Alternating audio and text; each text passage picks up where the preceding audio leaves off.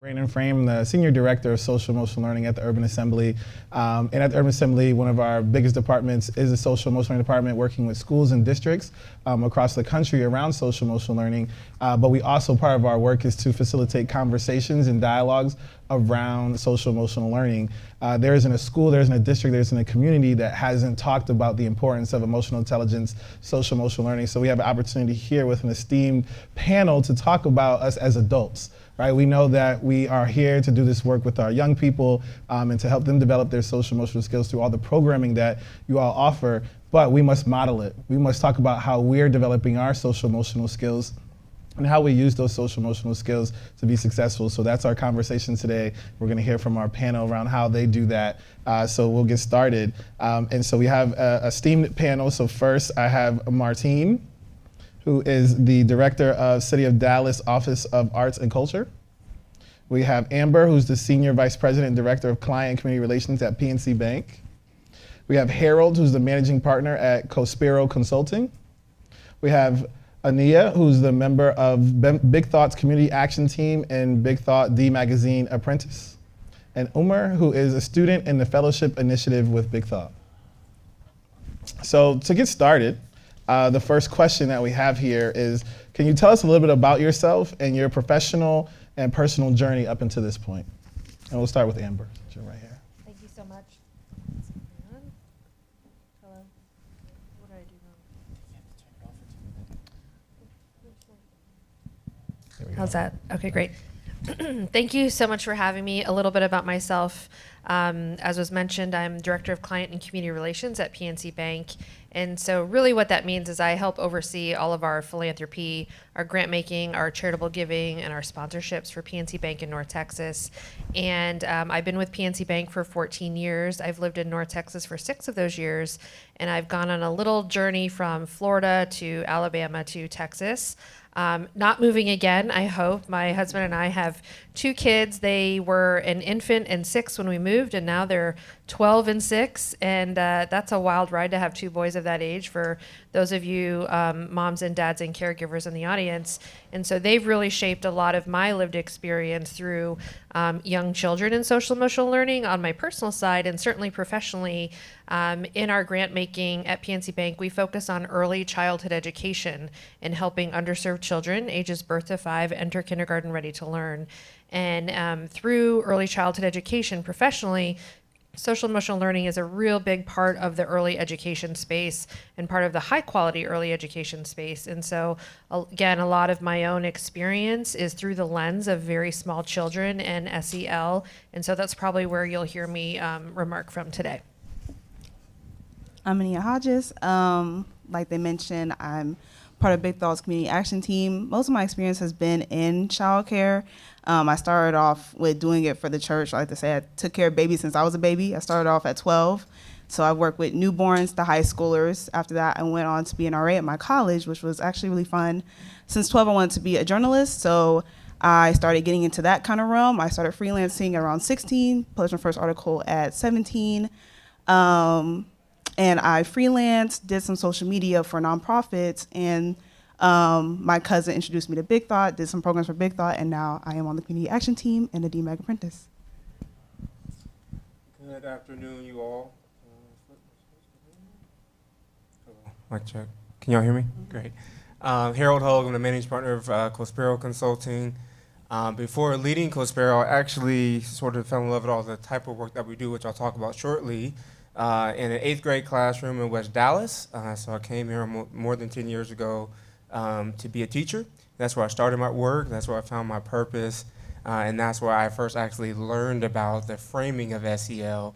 I really appreciate this panel because as a teacher, it is so very important that you work through it for yourself as much as you're trying to encourage it in your students. In our work at Cospero, we do community engagement, strategy, and what we call impact marketing. And it really leans into the value of social awareness. That's why I started the firm in 2017. I felt very strongly that organizations that were well-intended were building strategy and designing programs with their organization at the center and not the community that they serve at the center. So that greater community portion really drives a lot of our work. We challenge a lot of our clients to really think about that user experience, to think about the students, the parents, the families that are on the other end of the work, and we listen to them and put them in the room as we're helping our clients build strategy. We're just talking to our new friend down here from the city of Dallas.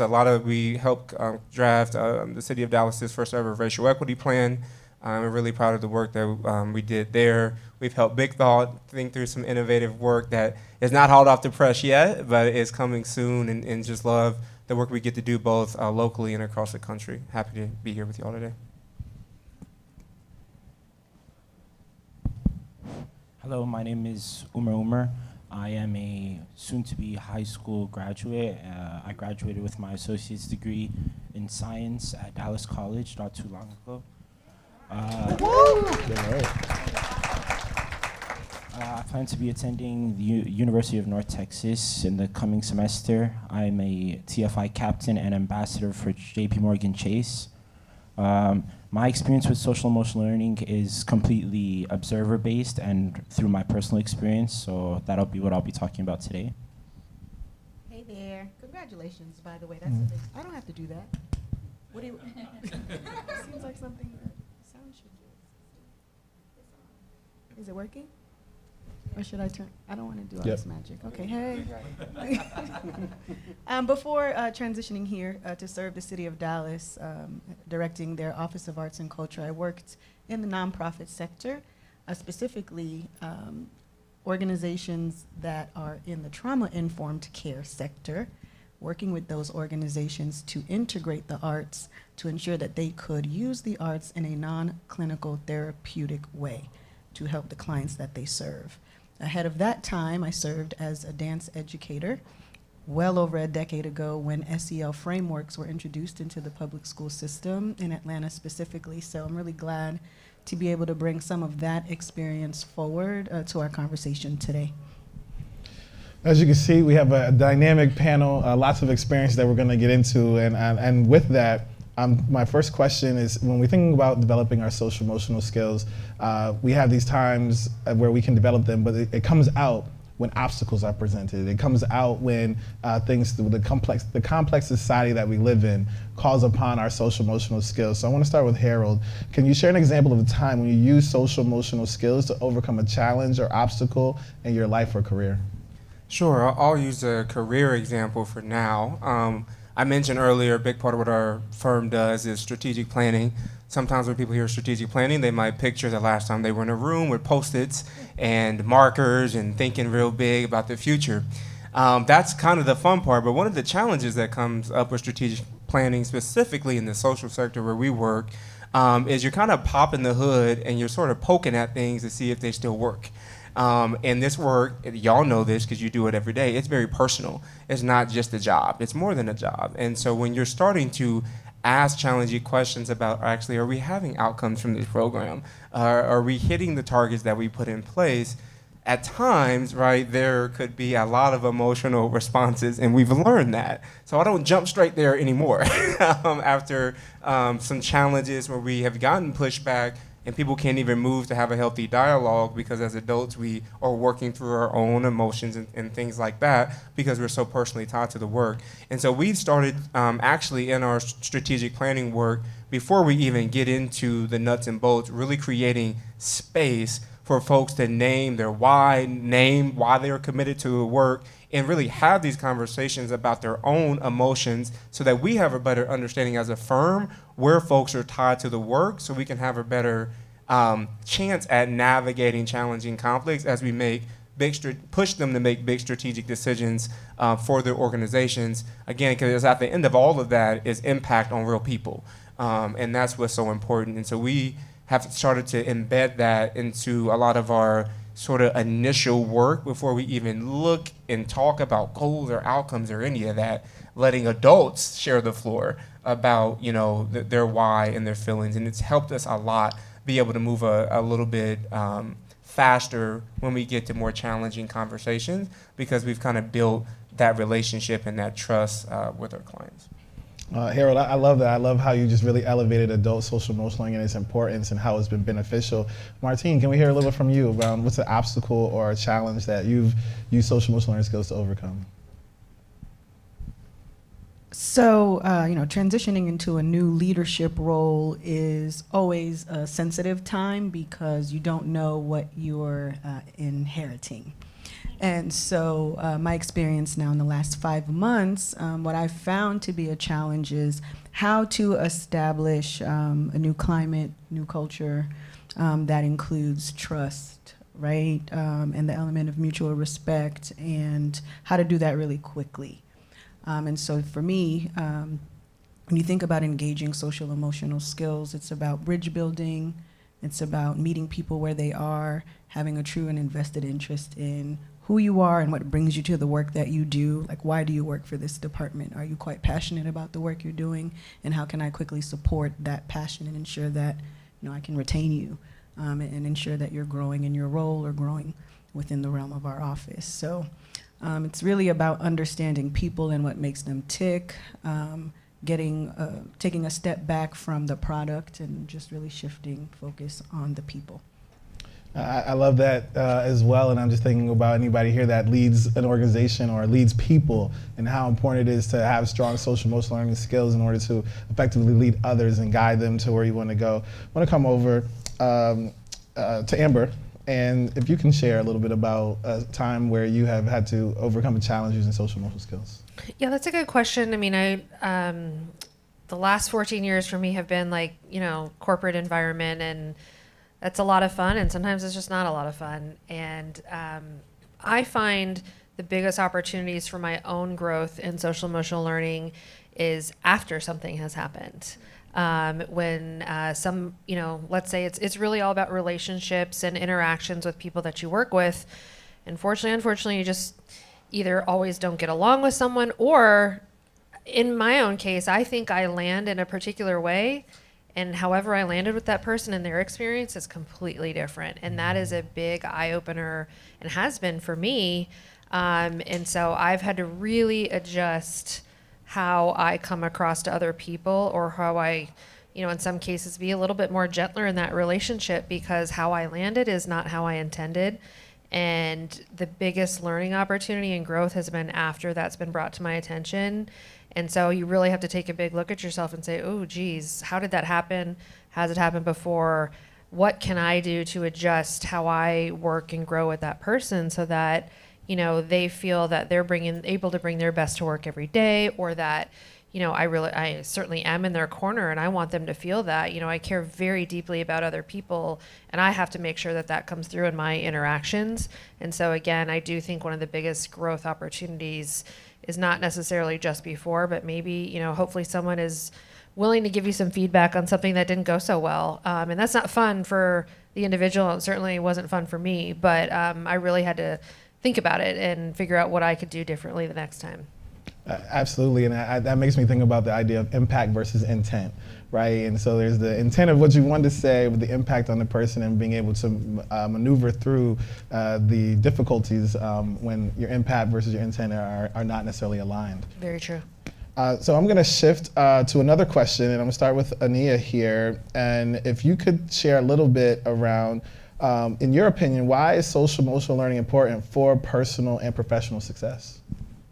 Well, professionally, I think social emotional learning is sort of the it factor, because especially when I speak for my generation, we kind of lack those skills because we've lacked a lot of interaction. Before the pandemic, we were already the loneliest generation. We isolated ourselves a lot, and we didn't have a lot of third places outside of work or school. Home or school or work, whatever. We didn't have a lot of places to interact with each other, so we were already sort of lacking in the connection department and the self-management department, because when you don't have to, it's one thing to know yourself, but it's another thing to know yourself with other people. Then in the pandemic, I spent half of my college career in Zoom classes. So I didn't really have a lot of chances for collaboration. I didn't have a lot of chances to really learn how to interact with others. And so I had one good year of college to actually fully be free and talk and whatever. And I don't know if that's really helped me push that far. So I think, and the new generation of workers, that's going to be the thing that kind of push you over the edge. When you have that dilemma of these people have the same skill sets, who do I pick? Having that extra edge of this person really knows themselves, I think that, or knows how to interact with others, that's going to be the big push. Personally, also, a lot of our generation does a lot of gigging. You know, they take little jobs instead of taking full jobs. One, because full jobs are not as available as they were before. Full-time jobs are not as available. And two, because, you know, I think it's just a new culture. And so with me, you know, because I freelance and do these other gigs, I really have to manage myself. I have to feel like, okay, what is in my capacity? Because I get to kind of choose what jobs I take on or what events I take on. Can I actually do that? Or if I take all these events on the weekend, where am I going to give myself a day of the week to actually reset? Because I know that I need a day to calm down and chill before I can jump back into work again. So it works in both personal and professional life.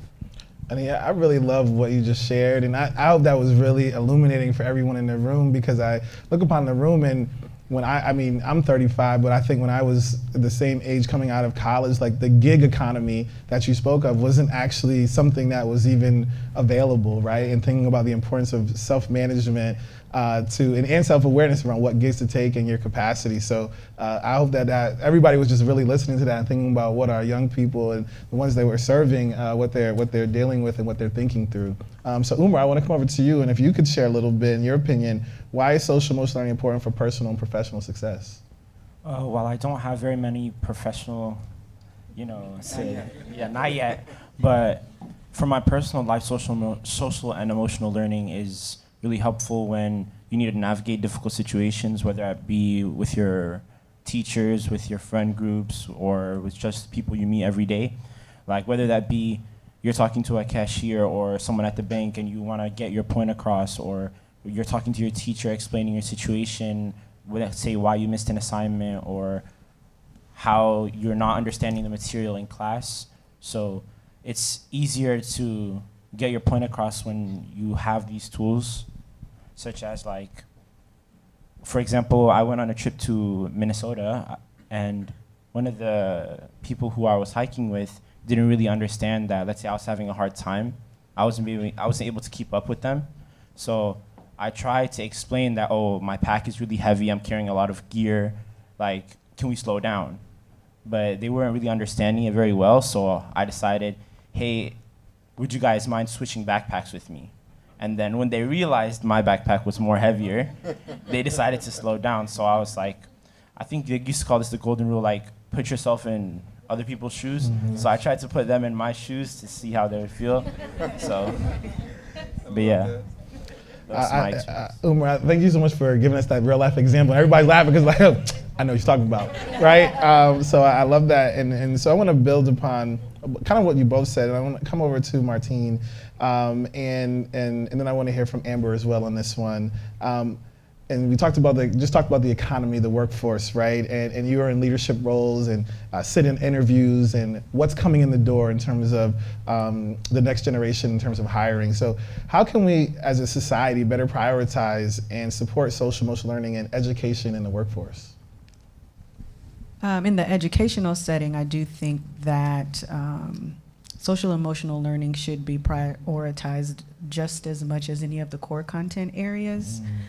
I was joking, we had a visioning session earlier this week with Big Thought, and I said, for all the AP trigonometry I did, I don't use that information in my day-to-day life.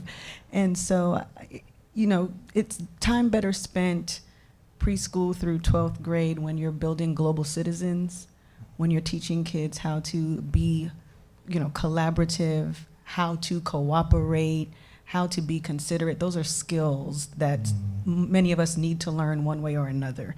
If we're left to learn them at home, and you have a mom who isn't particularly considerate, or a dad who doesn't know how to cooperate, or a grandma who's only communicating in a directive fashion and not in an invitational way, you can't leave that to be left in the bounds of the four walls of a home. You should really find a formal way to teach young folks specifically, those lessons, so that we're building and preparing them to be successful adults who can operate in the workforce, and who you're not going to find in HR, having really, a lot of fires to put out, because we invested in building them up from when they were young to prepare them. Not so much, again, not to focus on the product they'll produce when they become members of the workforce, but how they'll engage with people. So you don't have to worry about what happens when they lay off and they show back up at your office.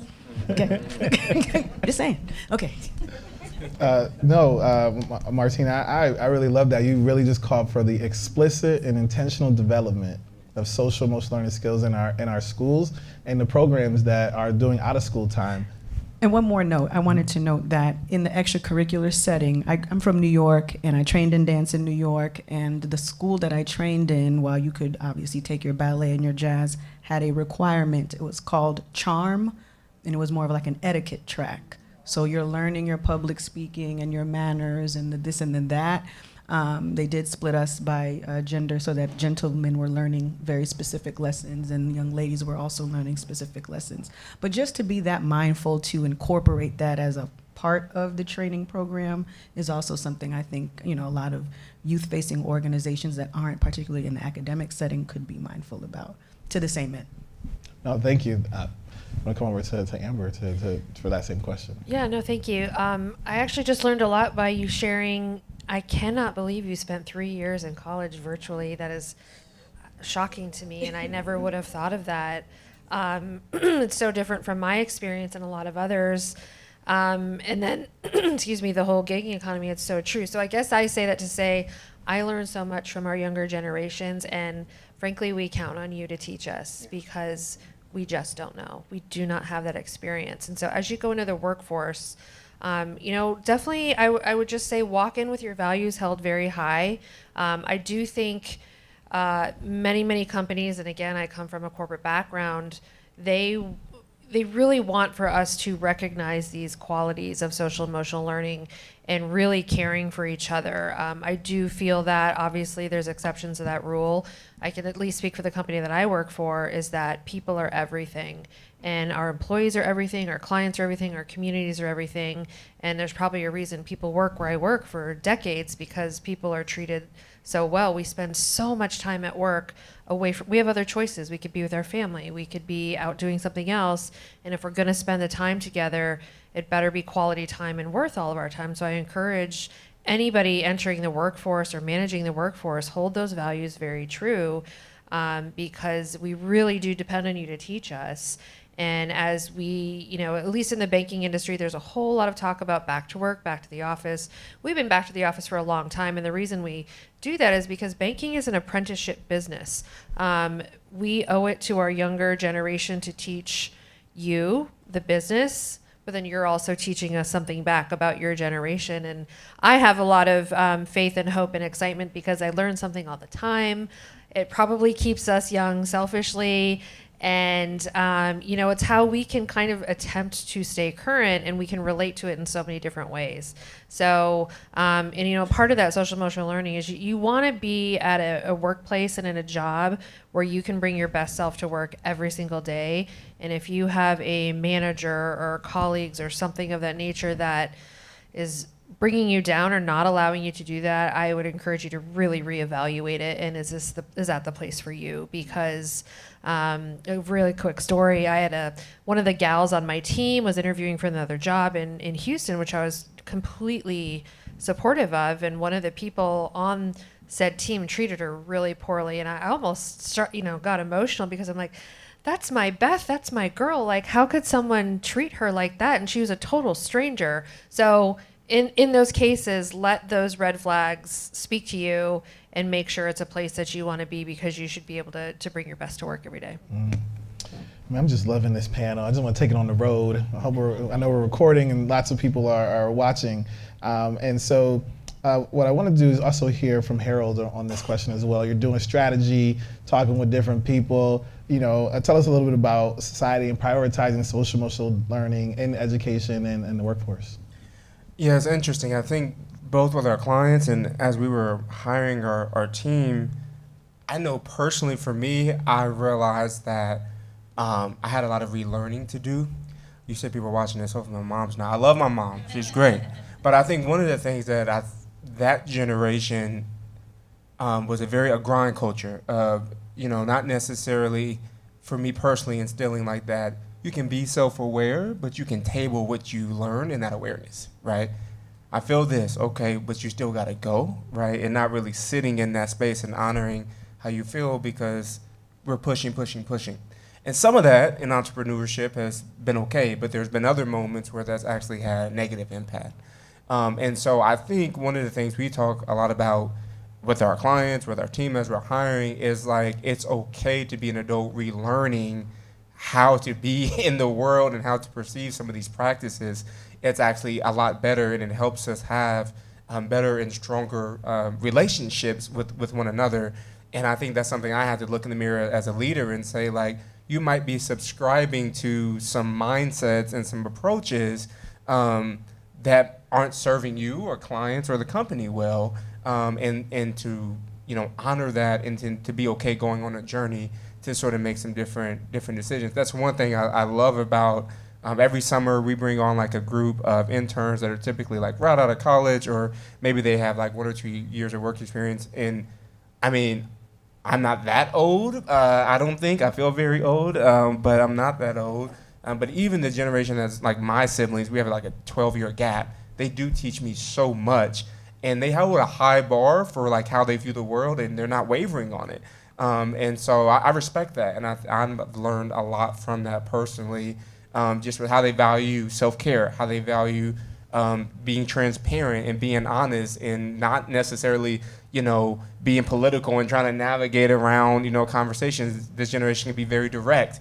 I value that, and I think that's a shift that I've had to undergo from how I was raised, and trying to unpack some of that, some of the insights or things that I've been trained to believe.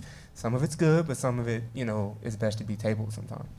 Harold, you made me get a little emotional, because I was like, I hope my mom not watching too, but only more so because I had recently had a conversation with her, and I talked about unlearning, and I was like, growing up as a boy, as a black male, I heard, and maybe other men in the room have heard, is like, boys don't cry, Sure.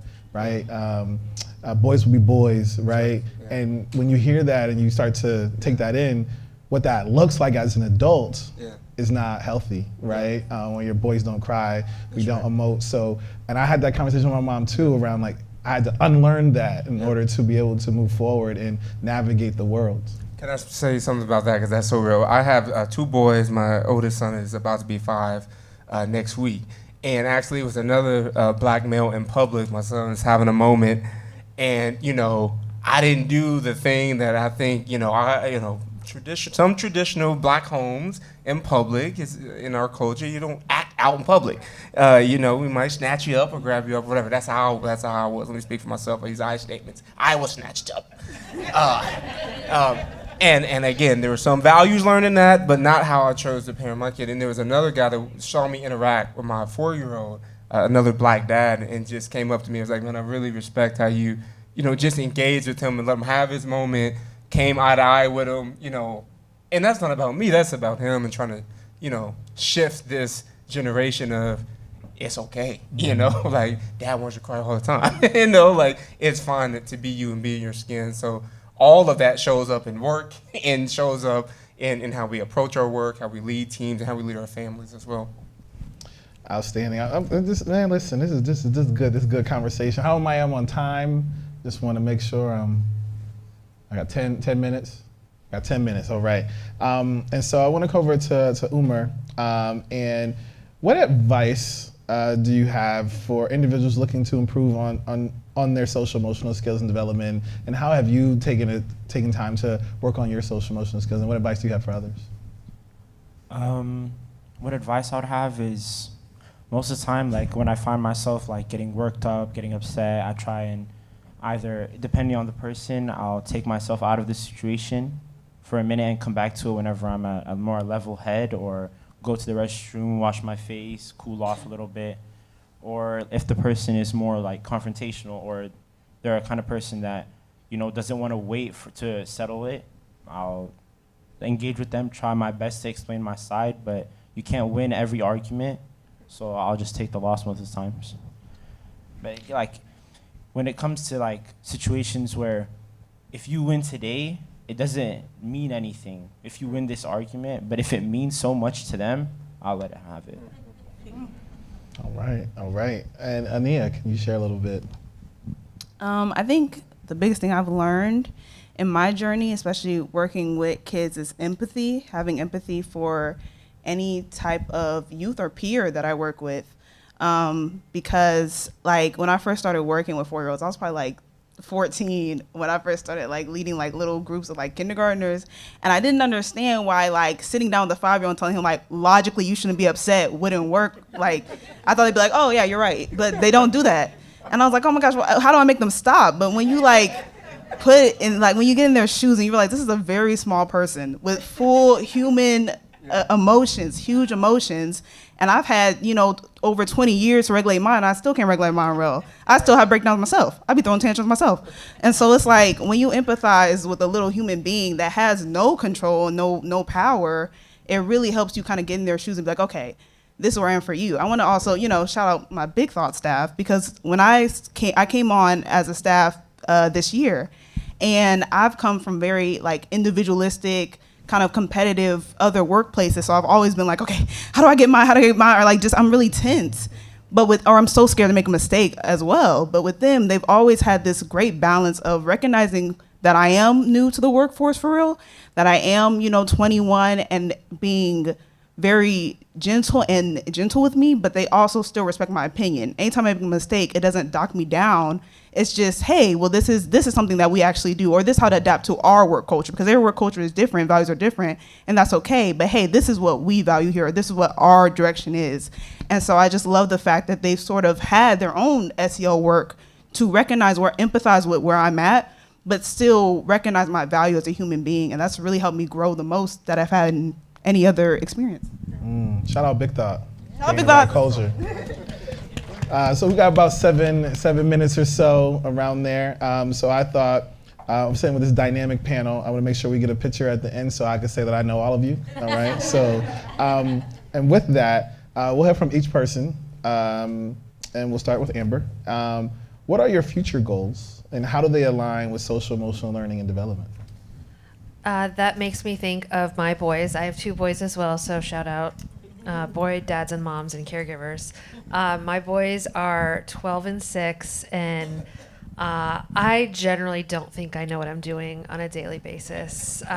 Once you think you know what you're doing, they will throw you for a loop, and then you really don't know what you're doing. And I'm entering into middle school boy era. I feel like I've got the little ones. I'm with you on that. The middle school boy era is tough. I even got a call from another mom today about group chats, and it's like so much. So I think of that. My goals are to turn out 2 really good human beings. And, you know, they are so representative of their generation. And number 1, they grow up with a significant amount of privilege, and that eats at me. They grow up not having to struggle for anything, and that bothers me to a degree. But also that they have to recognize what privilege they have, what resources they have, and they better be 2 of the darndest good human beings, and that is my responsibility and their dad's responsibility. And they will be held accountable. They will be taught to be good people, and that's what I remind them of every day. You know, well, so-and-so's mom lets him do this, and so-and-so's mom. So they're going to get the same answer, so I don't know why they keep saying that.